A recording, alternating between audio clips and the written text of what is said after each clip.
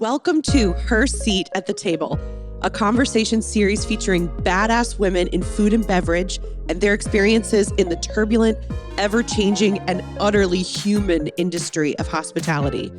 I'm your host, Sara Abernethy. I'm a North Carolina-based restaurateur and entrepreneur evolving into my next era in food and beverage. I'm on a mission to share candid conversations, lessons learned, and newfound inspiration with you through a female-led perspective. Thank you for joining me at the table today.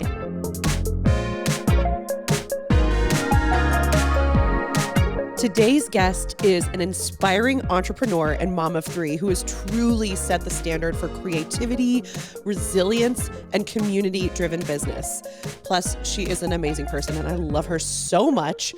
Petrushka Bazin Larsen is the co-founder and co-owner of Sugar Hill Creamery, Harlem's first family-owned handmade ice cream shop.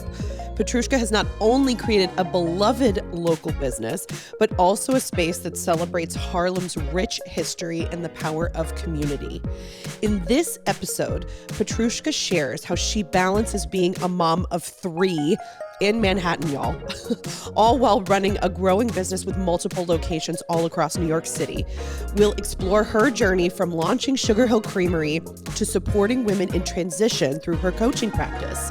We'll also get to hear her open up about the challenges of working alongside a life partner, something I can relate to, the importance of systems and support, and the bold decisions that have shaped her path. So get ready for an honest, insightful conversation about building a business, nurturing a family, and creating a life in alignment with your purpose. Let's take our seat at the table with Petrushka Bazin Larsen. Petrushka, my darling friend, Yes. she lives in Manhattan. Yeah. She has three children in that Manhattan life. I do. Owns and operates an ice cream business called Sugar Hill Creamery with her husband, Nick. They've been in business for 7 years and they miraculously still talk to each other, much like myself. Yes. Right? Yes. Yes. What's going on with you? Well, so many things. It's the beginning of 2025. And like at the beginning of the year, I was kind of like, this is just a continuation of 2024, honestly. I mean, what is time?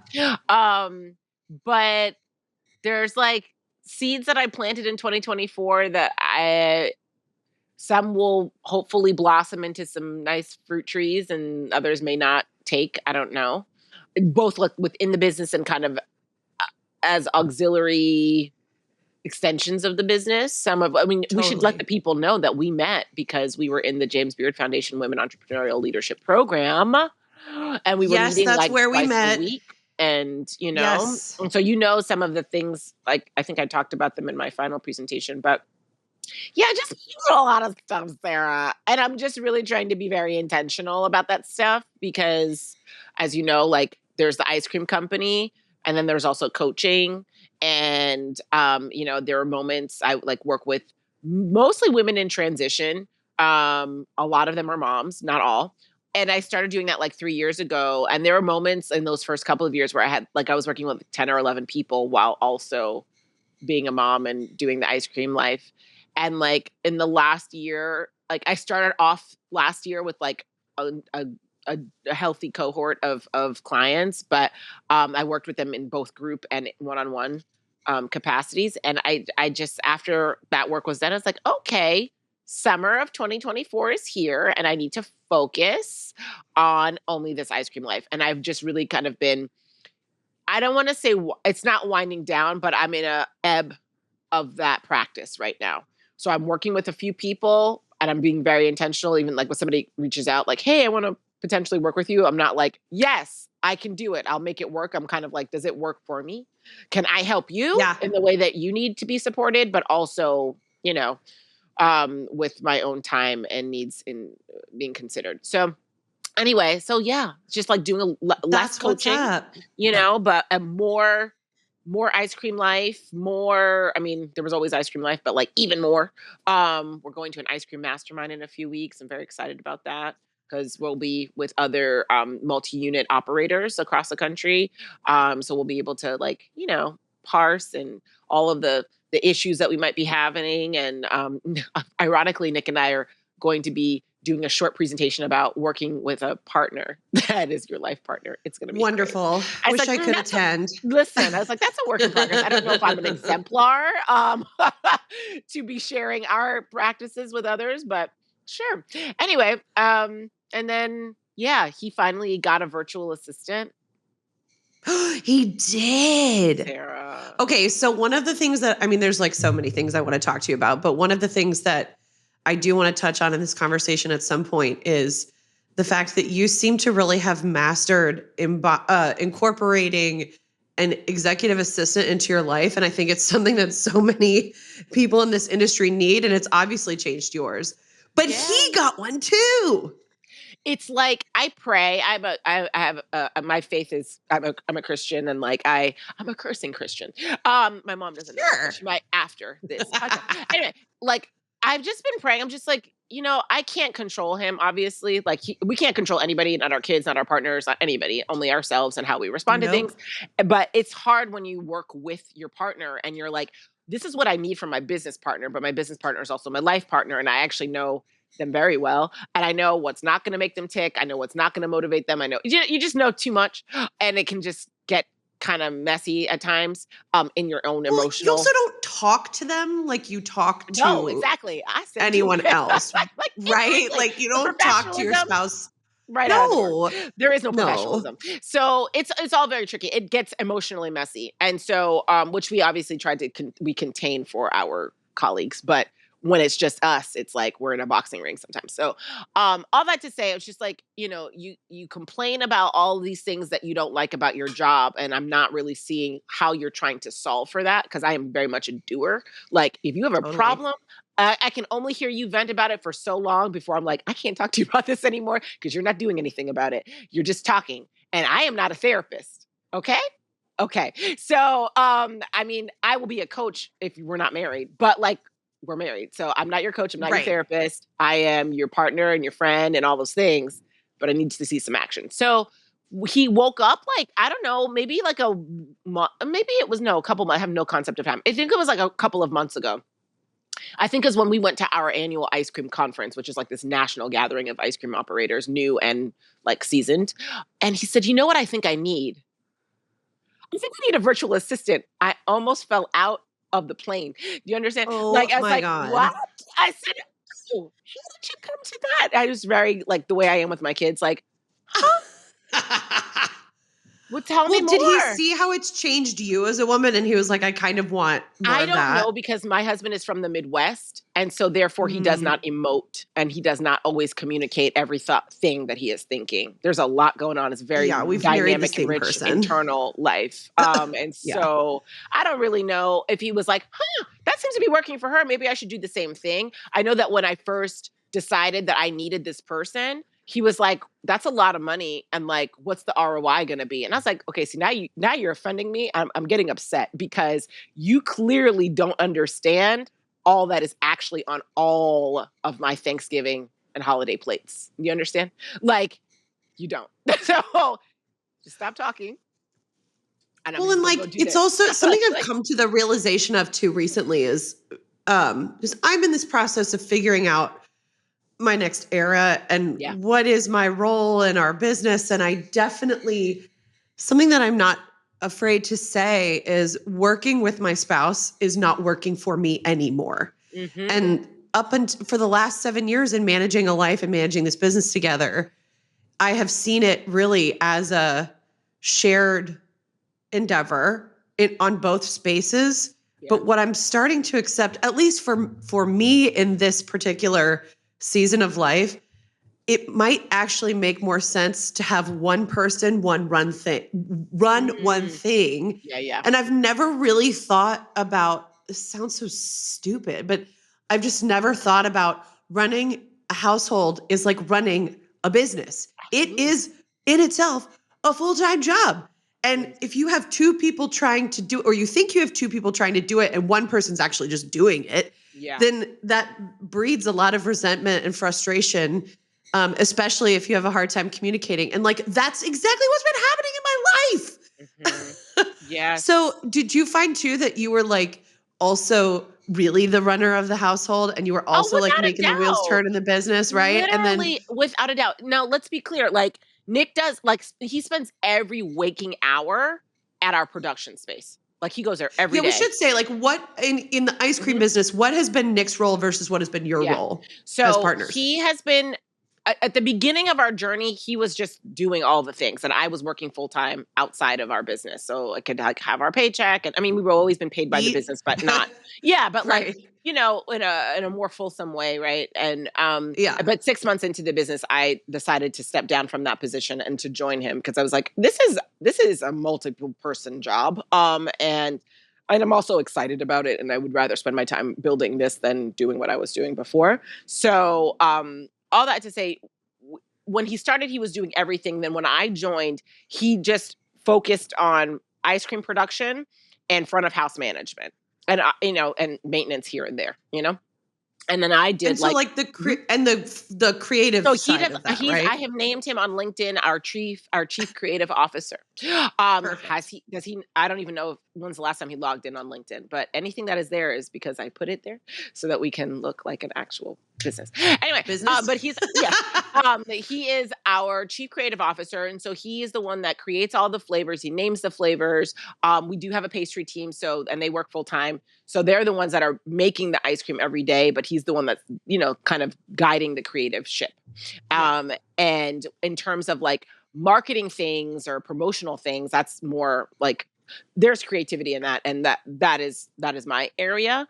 And we'll like collaborate or, think about things together, but mostly I'm leading like all marketing, business development, working with the accountants and the lawyers and the this and the that and like all the It's all the underbelly of what makes the wheels turn just invisible things. day to And so day. when people come, a lot of because we have different personalities. I'm very like outgoing and gregarious and loquacious, and he is the opposite. And he's like, Right. please stop talking to me. I am an introvert. Internal. And in every way. And so a lot of people will associate the business with me because I'm always like talking about it or out or, just putting it in people's faces. And so when people come to the store and they're like, oh, is Petrushka here? It's like, no, Petrushka's sitting right here at this desk, making all the little invisible work happen so that everybody can be living.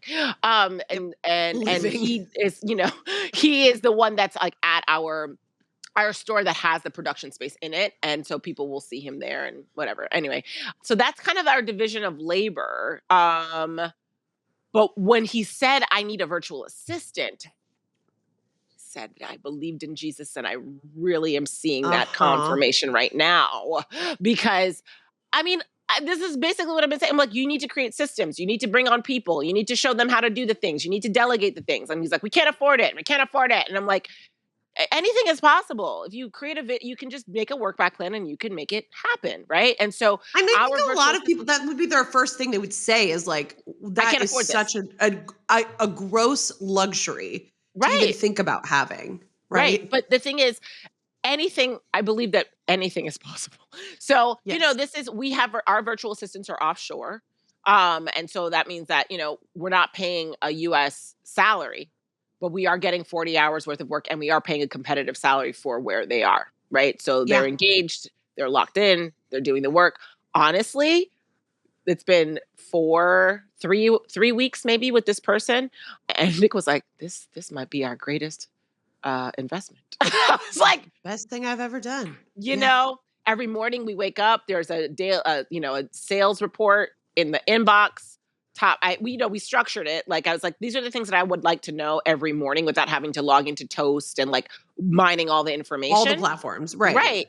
And all the delivery apps and the thing. And so I was like, I want to know top 3, selling items for the day. I want to know average check price. I want to know what the average tip percentages for all of our employees.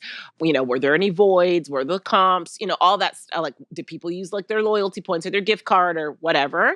And then, so that's one sort of dashboard. And then the other one that she sends is like the end of night, like sort of work closing work. So every store has to report like what they need, so that the next morning that delivery can be made. And Nick had created like a spread, a Google sheet that everybody kind of has to update. We're in the process of moving over to a platform called like Connect Team. So we're going to have that's my only goal for 2025 is to have Connect Team like up and going and like a robust HR space for training, questions, shout outs, all the things, and like end of shift work. So right now we're moving those spreadsheets to Connect Team so that at the end of shift, people can like check off their whatever the things that they did and like support it with pictures, right? Let me see the work, because we can't be in all these places at the same time. There are 4 locations and 1 seasonal. The 5th one is a seasonal, right? So that's not open right now because it's cold.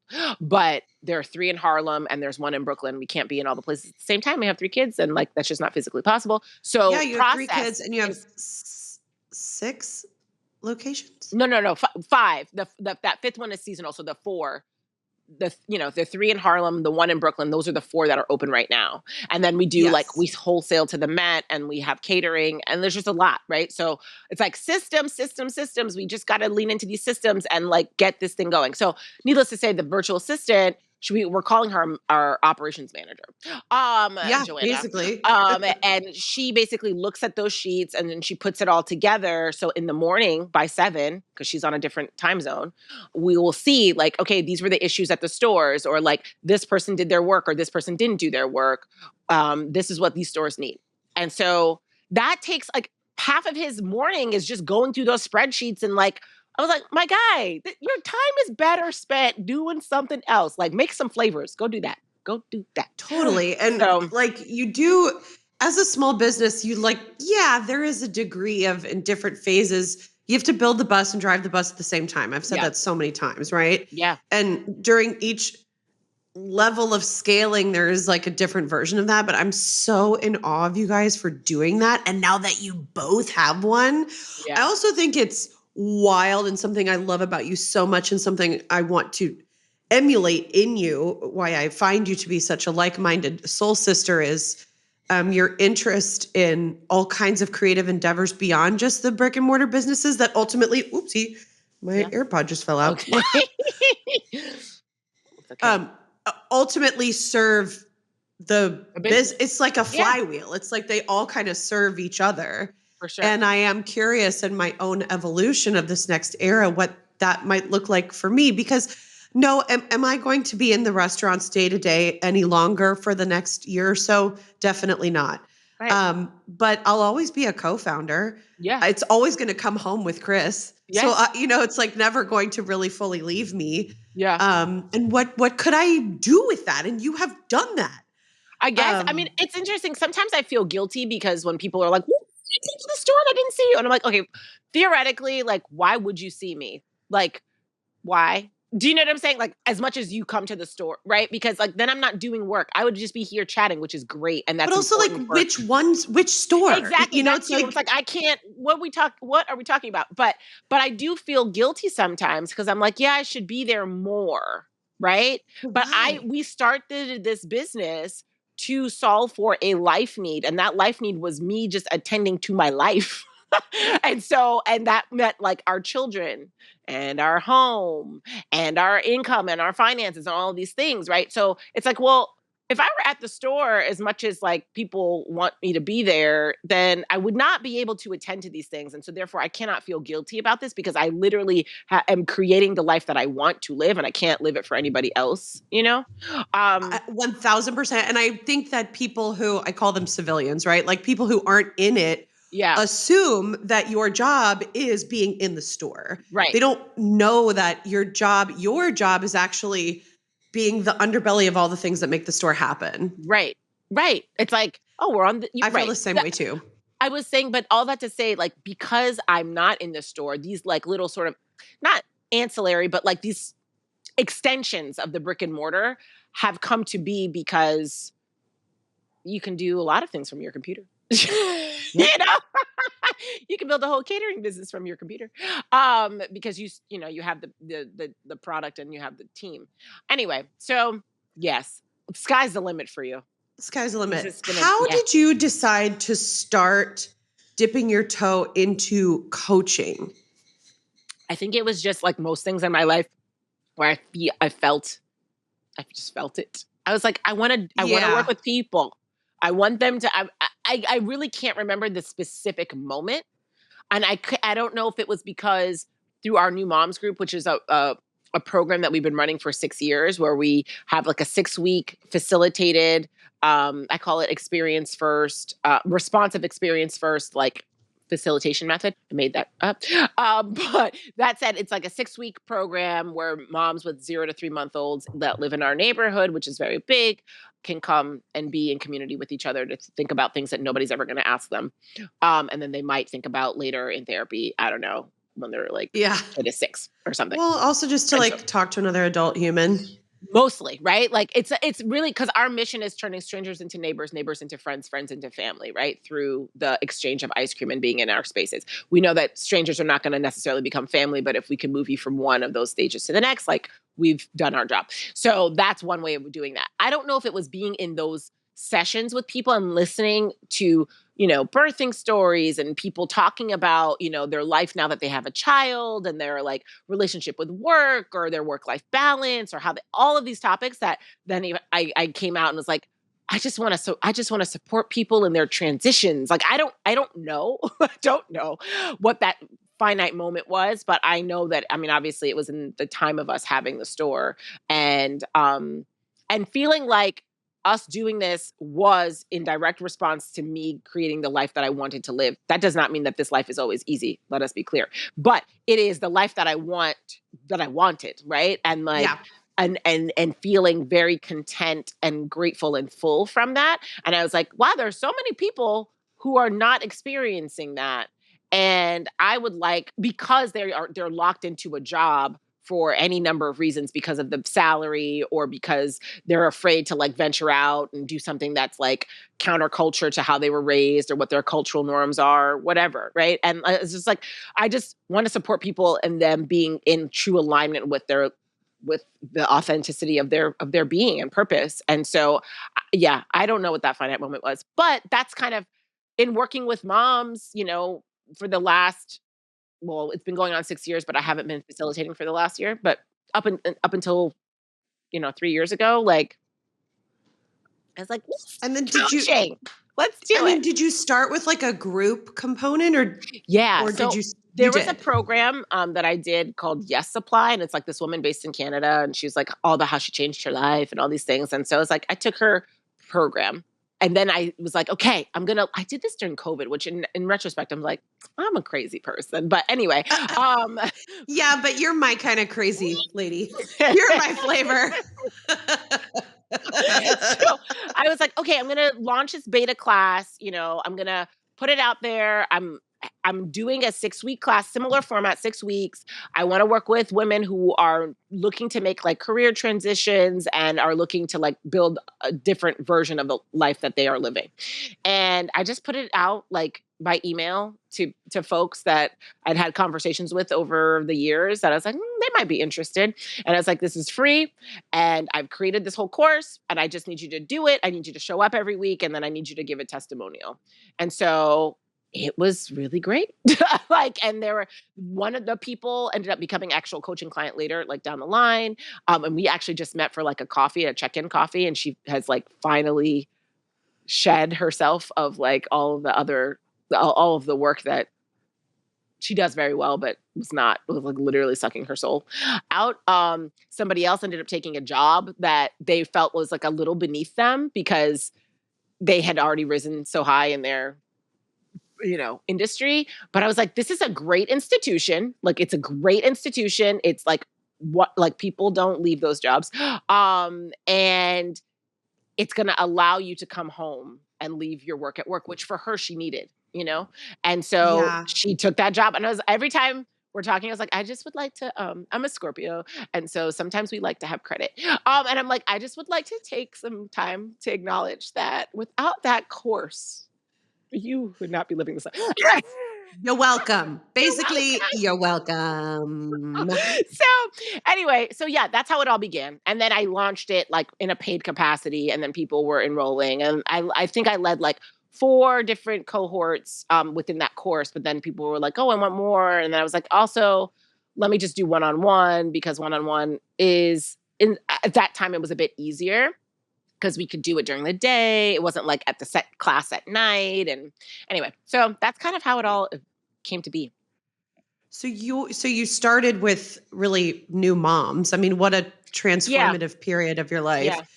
So I mean, if you're listening to this, you know, or you may know that at this present moment at time of recording, I'm approximately 1,000 months pregnant with our second child. And that is why I'm embarking on this endeavor anyway, because I am in transition and I'm trying to figure out what the hell I'm doing after this.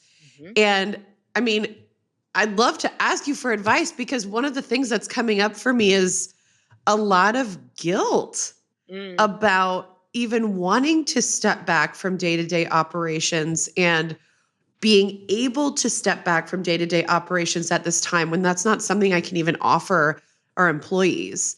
And then also anxiety, because I've never not had a job. Sure. You know, I mean, like, and being a business owner is a wacky, wild, you know, world in and of itself, where you're never really off. But I'm feeling a lot of anxiety about, like, well, there's not, the maternity leave is not this defined period of time. And even when I return, there's not even really a role for me. If I were to return, there's not a role for me anymore. So what might you say to somebody like me who's looking at, like, well, what I was doing definitely isn't going to serve me in this next era with 2 children. Also, as somebody who has multiple children, I'm scared as fuck about going from 1 to 2 and having no idea what that dynamic is going to be like. And also trying to, just as someone who has a very busy mind and busy heart, as you do, trying to be okay with, like, sitting in the not knowing. Sure. When you're sitting, you're probably going to think of like 5 things, and you'll probably do at least one of them. But, you know, you just know thyself, right? I did already start an LLC. I will say, like, my toxic trait is constant entrepreneurial, you know, wheels turning. And I did grab an LLC for a holiday entertainment group to launch in the fall of next year because I can't help it. Yes, because you exactly. Just know who you are, you know, and just keep going. Exactly. I think that I don't know, my memory, I'm not going to call it advice. I'm just going to reflect on that time for me, not with 2, but when bringing in the third, because at that, I brought Nico, our youngest, was born 6 months into us being business owners.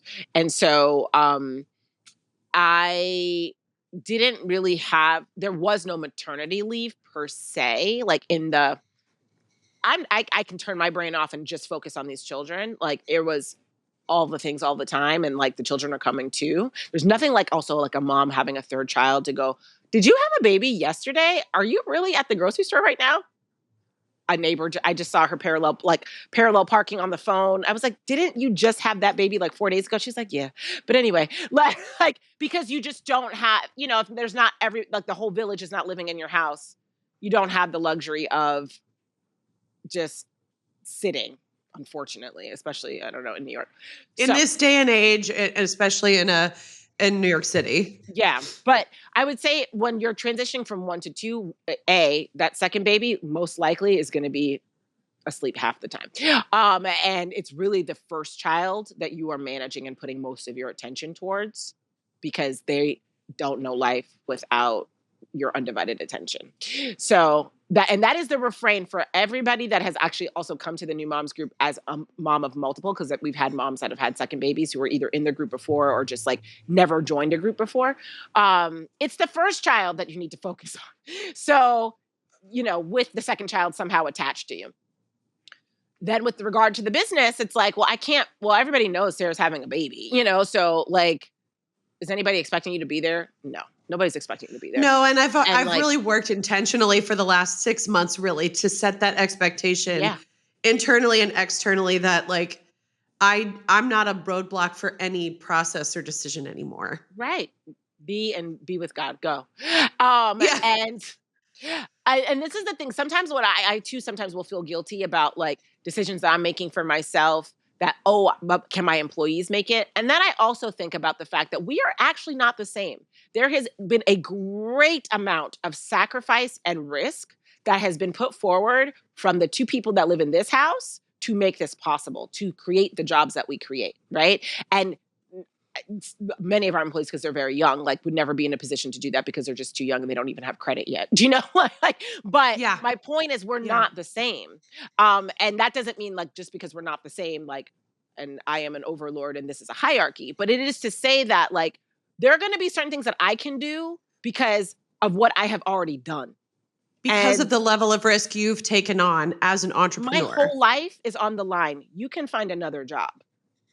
Like when we started this business, in order to get our business loan, there was a lien on our apartment. So that means if this doesn't work, I could be homeless and you can go and find another job. Like, it's not the same. I want to create a space of equity, but I just don't, but whenever I feel like a level of guilt, I'm like, no. Would you be doing the same thing? If yes, then okay, go and do it. And, I will work at your business. But it's just, we're not the same. This is not the first time I've heard this. And so it's a reminder to listen. Yeah. To listen. To take that level of risk we did. Yeah. I am too mentally and emotionally prepared that circumstance could change at any moment, right? Like at any moment, I might have to, put on my glam and go get a sales job, like a W-2 job and figure it out. And so that might be the case. What I feel in my heart, though, is that this is the last baby and you don't get it back. Yeah. You really, as hard present. And as blurry as that first year is, you really don't get it back. So it's okay for me to be okay with focusing my efforts on being more involved at home right now. Mm-hmm. Absolutely. And like you said, I'm sure that once I'm actually sitting still, I'm going to have a million ideas pop up all at once. Yeah. It's been interesting to see my own process evolve, like in terms of tending to my house and my children and tending to the business, right? So Nick spends every waking hour and always has at one of the stores. But a lot of my resentment during COVID especially was that he got to leave and he got to separate himself and to go and do tasks that were completed. And I was left here to attend to the children that I wanted and also that I wanted to attend to. But I also wanted to do work and I couldn't really do any of them well because my attention was divided. Mommy this, mommy that. I need to go log on to my class. I'm like trying to like do stuff for, do my own work. And so over time, because the children are now older and more like able to take care of themselves in certain ways, they can get their own snacks. Some of them can take themselves to school now, I've seen how I've been able to even be even more present, bringing more ideas that I can like act on, into our business because our kids just don't need us in the same way that they did when I was like breastfeeding or like changing a diaper or, picking up something that was spilled because your motor skills are not intact. Right. And so being patient with myself, like, has been important. I think I was always mindful of like, this is just the season of life that you're in right now because this is what you wanted. So like nobody told you to do this, girl. So you just this is what it is. This is what you wanted. So you just have to be okay with it. It's not going to be the same. People may always see your husband. They may not see you as much. They might, for whatever reason, because you're like also taking kids to speech therapy and doing all these other things. Right. But that's what you wanted. And your priority is to them because you brought them here and they didn't ask to be here. So this is how it is. And that's it. A couple things to point out that are like melting my mind a little bit. Again, not things that I've not heard before, just like a reminder that when life keeps serving you the same lessons over and over again, it's probably a good idea to listen. Oprah says your life is always speaking to you, right? Number one, the nuances between what Nick brings to the table and what you bring to the table. You just said Nick gets to do things that are then finished. Mm-hmm. And then a lot of your inherent tasks in the way you guys divide your work and your life are not finished because they're related to your kids. Yeah. And the second thing is, it's so hard for me to imagine a world where these children are not going to need me every waking second. And that is going to happen. They will get bigger. They will get older. It doesn't feel that way right now because we're so in it with a 2-year-old, right? And one on the way. And like, we just transitioned her out of a crib into a big girl bed, and potty training is still new. And there's just like all of these I'm just like so eyeballs deep in toddler living. It's almost impossible to imagine that it will be any other way. I know. I mean, it's not to say that the parenting stops, because that never stops. And arguably the teenage years are more difficult than because the toddler time is so physically taxing. And then like, as they get older, it becomes a more cerebral and emotionally taxing endeavor of parenting. But yeah, it's going to change. Like, they're going to take themselves to bed at some point. You know, they're going to be like, okay, good night. Kids now? 12. A few weeks shy of 7 and 8. 12, 7, 12, 7, and 8. 7. Yeah. 12, 8, 12, 7. 8, 7. Yeah. Oh, so you had those last two like back to back. They're 20 months apart. So that 8-year-old is going to be 9 in April. But like, I had the third one when, the second one was 20 months and when we were opening the store. So it was a lot. It was a lot. But yeah. And then you kept growing stores after you grew your family. Yes. I was like, I don't have flesh babies anymore. I only have brick babies.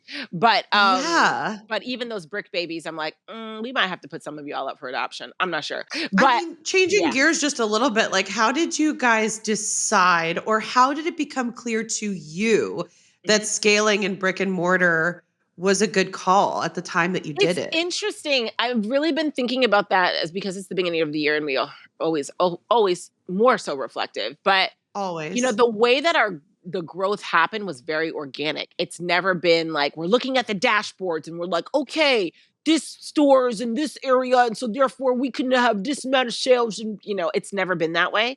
The reason why we have a second store is because the first store could not really hold all of the production that we needed at all. It never could. Yeah. And we did that for 2.5 years. And like, it was a scotch taped endeavor. And so, I think because our kids were younger, because I didn't have a ton of capacity to go really do like hit the ground on some good research on like a production space, like I just had this thought yesterday. I was like, did we really need to have the second store? Couldn't we have just found a production space? Wouldn't it have been easier for me to find a space in Brooklyn or somewhere, I don't know, that we could have rented? But the thought at that time was, well, we're just starting. It's 2.5 years in. We just became like profitable, and just by like $4, Hey, profitable is profitable. Whatever. Profitable. Right.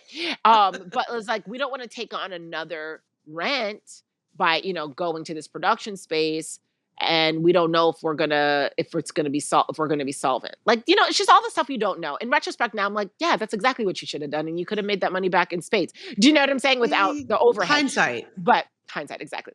So we built the second store. Because we needed a commissary space, and we were like, well, the store part will offset the rent.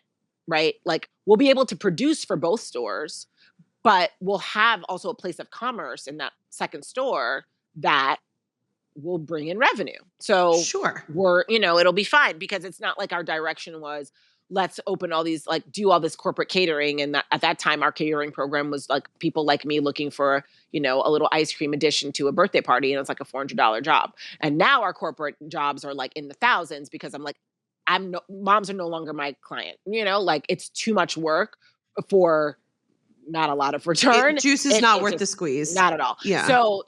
But at that time I was like, I didn't know, it's like we have all this increased capacity to produce, but where's that ice cream going? So we were like, second store, it's going to go at the second store, and it'll be at the first store, and then that'll be that, great. The third store came because we have, stayed true to our brand voice and the who and why of what we are.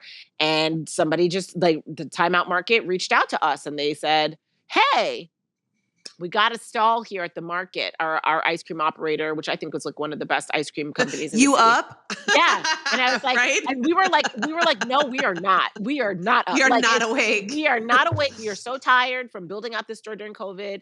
Like, no. But then we were like, let's just go. Both of us, it's hard for us to say no to things. So we went and we did a tour and we're like, actually, it's not so bad. Like, we don't have to like maintain the space, like, because it's in the market. We just have to bring the product and bring the team. So that's how the third store came to be. Again, the capital expense for us is always like building out the store and getting the store ready. So it's like, you've just taken that off the table for us. We have the ability to produce for it. So now you're giving us a third space. This is kind of like, this is cool. Great. With a POS, right? Like exactly. Rock on. Yeah. And so that's how the third store came to be. And then the fourth store is kind of where I think our egos are playing Monopoly in the ways that you're not.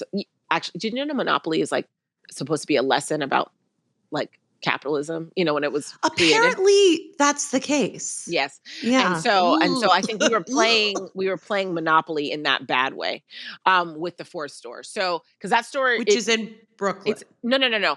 The market, that third store is in Brooklyn. It's in the Time Out Market. Third store is in Brooklyn. Mm-hmm. Got it. The fourth store is in East Harlem, which is the east side of where we are. Like we're in Central Harlem and in like the western part of Harlem. East Harlem is its own community. And we are not a part of that community, right? Like we're just not. We're like 10 streets over, and it does make a difference in New York. New York it's different. Like, did I ever tell you my first apartment in New York City was 127th Street in Hamilton Heights? 127th and what? This is a great question because now my hard drive is full, and this was like 20 years ago. Yes, never mind. But it was off the one train at 125th Street was where I got off. Yes. Okay. Yeah, the elevated one, which I just saw two people surfing on top of one of those trains the other day, and I was like, devastated. Oh, anyway, no. Yeah, I was Honey, like, no. What is happening in the world? Anyway, what is happening? Playing Russian roulette with their lives, but all that to say, East Harlem is so different, and so. We saw that place like a year before it became available. And then when it became available, we were just like so eager beaver, and we got in there and we didn't really properly negotiate the rent. And it was actually in our program that we did together. And I was like multiplying the rent by the revenue. I was like, oh, we did some things well because it was already a restaurant. So we didn't have to do a lot of like capital improvement, but the rent against the revenue, no. Failed from the start. No. Don't you wish you had that? There was one of the best sessions we did in the James Beard Well program was about leases. Yes. And I'm just like, God damn it. Like, I wish I had gone through this class before I signed these 2 leases because I would have been so much more educated. But, you know, again, hindsight. Plug for the James Beard Fellowship Women's Entrepreneurial Leadership Program. It was a transformative 4-month business school for restaurant chicks. That was incredible. So good. So anyway, that's the story that I think we're going to close. Like I think we're going to let the landlord know in February. Yeah. Because we're just like, we don't have to do this. Like you don't have to do this. Do it. And it's costing a lot of money. Do you know what I'm saying? Because great way to think about it. I don't have to do this. Like, no. And the thing is, it's like, it's unfortunate because I do think as small business owners, like we are also servants to our community. We're providing hopefully a service that we want and we love, right? But we're giving it, we're not giving it, but we're there. And there is a lot of giving though at the same, like that store is basically a nonprofit at this point. Do you know, like it just doesn't do enough revenue. And I'm like, no, I don't want to leave the community. I want them to have ice cream. Do you know, that's the reason, that was the whole reason why we came to be, because Harlem didn't have ice cream, like at large, right? Harlem at large. And so it's like, we're going to close down. We're like, we're closing down. They don't get ice cream. But at the same time, I'm like, at what expense? Like, and I know you have other bigger visions of ways you want to grow the business that do make sense. And so if that thing is sucking time, capacity, resources from you, then you can't invest in the other things, right? Yeah, man. Absolutely. It's just like it's bringing down the whole P&L. Yes. So it gotta go. And I really was like the one, I was like, it's gonna turn. It's gonna turn. And he's like, no, it's not. It's never gonna make any money. We just need to shut it down. And it's like, finally, we just had this conversation last week, and I was like, yeah, okay, we're gonna, Do unless you the feel landlord breaks relief? down to, not entirely. I feel bad, but like I feel You bad feel bad? about like all the things that anybody who has to close something feels, right? It's like, oh, I failed Yeah, at that, or I failed. oh, I'm leaving these people, or it's not so much like what do people think. I don't care about that. It's just more like I didn't make that work, you know? And like Yeah, at the same time, I do. I know that this is crazy. But like I'm like I'm also have enough sense to go like we just need to shut this down. So unless they lower the rent. If they lower the rent, then we can have a conversation. But that is the highest Sure. rent we pay, and it is the lowest generating like revenue generating store. It doesn't make any sense. So It is a brave choice to call it what it is and to open yourselves up to something even better that will take the place of that. yeah. And I think it's a really hard decision for all the reasons you outlined. It's really hard to feel like you're leaving, a community behind. I know that sounds kind of dramatic, but you're leaving something behind, or there was something that you missed, or the thing that we tell ourselves in our, business is, oh, well, it'll turn. It'll turn, Mhm. it'll turn. Yeah. We just gotta push on through and push on through. And that's Yep. really just not the case. Nope. And I feel so, yeah. oh, go ahead. Yeah, no, I'm feeling more like resolved about it now more than ever. We're gonna give our little 6-month notice and like make this last summer the last summer. Again, Yeah. unless they lower the rent. In this case, if they lower the rent, then it makes sense, right? From a Then numbers we'll perspective. talk. But if they don't, which they probably won't, like I'm out. We're out. That's it. So you said you spent 2024 Mhm. planting seeds, Mm. and, you're uh, in a little bit of an ebb with coaching, well, also a little bit of an ebb with ice cream, because at the time of recording, it is dead ass winter. Oh, And yes. so it's definitely We're, not your busy season. it's not our busy season. But No, it's what are some of the seeds you planted that you are tending to not. for the Yeah. future? Well, I should say because it's not a busy season, we're doing so many other things. Like in the stores, like we have an amazing hot chocolate that is often listed as like one of the best Oh, in the I've city. seen it. It's like Yeah. porn. It Is it? really Like my yes, feet are working. Great. it is slutty, and it catches me on my feet, and I'm like, "Oh my god." Oh, I it's so funny. It's so like, funny. I love it. woo. Yes. They're very, very, very gorgeous looking, very Thank you. tantalizing, Good. pieces of content you're putting out there. My Thank you. That's word. so good. Good, good, good. So we're serving that in these cold times, and In these cold times. reaching out to our catering clients, our corporate catering clients for like in office stuff. But some of the seeds that I planted from last year, or some of the seeds I planted last year for this year, include a couple of like programs and like awards. Like I have the time and space to now just like put myself out there more as in relation to the business, like to the first Yeah. business. Like you, Petrushka, as Right. Like building my own a like personal presence. brand as like a Yeah. food entrepreneur, right? So there are a couple of things that I did. Like I put myself up. I just nominated myself. If not you, then who? And then that I think will like have some positive impact if it works out, but we'll see. I think I mentioned in our program we're embarking on some airport business. So I Yes. did sign our contract. So our concept is not gonna be in Terminal 4. At Like we're JFK? basically yeah, at JFK. So, but basically we're going to be investing in other concepts in Terminal 4. It's called a joint venture program. So we've partnered with a prime that like specializes in food concessions in North America, airports. And it's complicated to explain because every time I talked about it, even when I talked about it with our CPA, she was just like, okay, so your concept is going to be there. And I was like, no, no. So basically, like, think of it like I bought a house in the airport. Okay. Like, my house is these 9 concepts that are in my portfolio. But I bought this house like in a co op, right? And so I own this percentage of those nine restaurants, which we'll call a house. So it's a little complicated. I've learned so much. I've learned so much about But the it's airport space, amazing. but This is yeah, happening.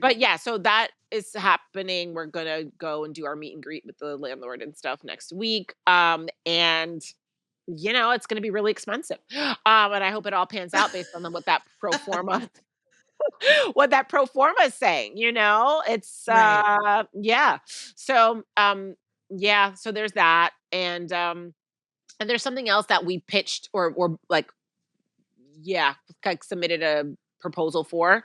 But they're considering, we're not the only people at the table. So we'll see if we are selected, for that. I can't talk about that one because Nope, fair enough. it's just too Um, early. But yeah. Big stuff on the horizon. I'm so curious to follow your airport journey because an airport concept is something we've danced with as well, but I'm nervous about it for any number of unknown reasons. And Sure. again, I'm like, It's a different.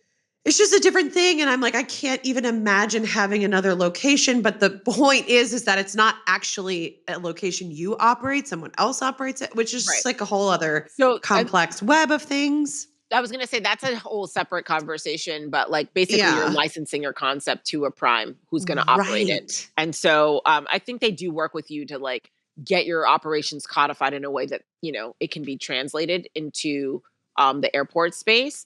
But like licensing, I think I said this in our in our program in my presentation, like, but licensing is something that I'm interested in. Again, my airport dealings are not us bringing our concept or licensing it. It's really an opportunity for me to learn about that space while also being rewarded for making the investment, right? But for you, if you're thinking about bringing your concept to that space, then it's like all about the licensing. And then I would say two things. One, and you could probably spend your time while you're nursing or however you're deciding to feed new baby, right? Doing your ACDBE certification. So with ACDBE certification is basically the equivalent of like being a women-owned business, right? Or for my case, being a minority women. No, it's ACBDE. an alphabet soup. It's ACDBE. D. Yeah. You said that. I'm like, is that a joke? No, I know. It's like, the first time I heard it, I was like, wait, what? But So yeah, what is it? ACDBE. It's basically the airport version certification for being a minority business owner. So women or person of color, right? And so I would spend this time if you are truly interested in it, because it's easier to get contracts and stuff when you have that certification. You like open yourself up to a world of opportunity. I would spend time working on that. You don't have to have the ACDBE certification in order to be like to actually run your own stand in the airport if you're working directly with the airport as landlord. But if you want a license, then you position yourself very well with primes. So primes are like these large firms that do all of the concessions and such in all of the airports, and like the Hudson Newses and the duty free shops and stuff. You position yourself Okay. well to work with a prime if you have that ACDB certification. And so and Okay. especially because Okay. you have Okay. experience actually being an operator, then you are also positioning yourself well because you already have this experience. And so when they're responding to an RFP for like a renovation in your local airport, and they want to, bring in some local operators. Like in New York, there's a real big push right now for local, which hello, I'm all about the local. Yeah. Um, Right. but so then you position yourself well to be included. Obviously, you need to go meet these people and like build those relationships. But the other thing that I will say is like, because you work with your husband and your husband is a white man, such as mine, Hmm. won't they do it? It's tricky in terms of how your incorporation, like all your documents are organized. So like when we first started, this was my idea. I was like, you're going to run this business while I work so that I can make sure that we can eat. But you just go do these things, right? Set up all the entities. Set up the entity. And when he set up the entity, he put himself as president and treasurer on our first entity. None of the other entities is he president and treasurer. And I think we were like 50-50 or something like that. So Right. when you're going to get certified as a women owned business, or in my case, a minority women owned business, like, well, no, that can't work, And so it's really important to like be aware of that. Okay. That's just me. I like to share tips and resources. So that's just something to consider. That maybe it's a new entity and that you are the owner of or whatever, but these are all things to I consider because think it will what delay the comes process. next for me will be its own entity. Yeah. Okay. Um, So Yeah. So then, and so if it's, will it be hospitality focused? Well, We'll say, right. That's one of the questions, right? I really think food, beverage, and hospitality is my space. Yeah. But you're I also don't a know performer. that Like you're I do have a background as a musician. So yeah. There are options. I just don't know that it will be a restaurant entity. Right. You know? Yeah. So well, it's something to think about. You all can discuss, about like if you want to bring the like licensing the concept. All of these things have to be considered because it will delay the process. Depending on how your documents. Well, thanks for that pro tip. Yeah, little tip. And to anybody that's listening who may be interested in the same. Who may be interested in airport licensing. That's right. Well, you are an angel from heaven. I adore you, Petrushka. For anyone who's come across this episode, if you're not already familiar with Sugar Hill Creamery in New York City, Harlem's first and only Black-owned creamery. Yeah. And something we didn't even really say, maybe I can put it in the intro, is just the way you approach your flavor making and how wonderful everything looks, and the fact that your flavors and ingredients are inspired by Caribbean and African food traditions in that neighborhood with that rich history is just so gorgeous. And really well done. If you don't know them, please find them. If you have been blessed enough to enjoy their product, go back and buy some more. Leave a review on Google. Leave a review, yes. Leave a review, yes. And are there other ways people can support you guys? Oh, sure. Tell a friend. We're on Gold Belly. So, you can have your confection shipped to your door. If you're in New York and you're looking to up-level your office events, feel free to email us at catering@sugarhillcreamery.com, or you can go to the catering page on our website and submit a form. And then, of course, just follow us on TikTok and on Instagram. And we're all there posting hopefully delicious looking things that you just want to eat. No, you are. There's no hopefully. It's a fact. Yay. It's a fact. Yay. Well, I love you to pieces. Thank you so much for your time and for being up for this. No problem. And for any of you out there, wishing you health, happiness, and prosperity in your own transitional journey. Cheers.